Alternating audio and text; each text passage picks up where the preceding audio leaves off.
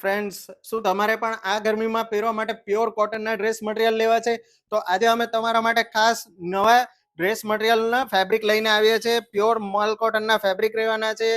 પ્યોરના દુપટ્ટા આવશે, પ્યોર મલ કોટનના દુપટ્ટા આવશે. તો ચલો ફટાફટ આ બધા ડ્રેસ તમને હું ઓપન કરીને બતાવું છું, તો વિડીયો એન્ડ સુધી જુઓ.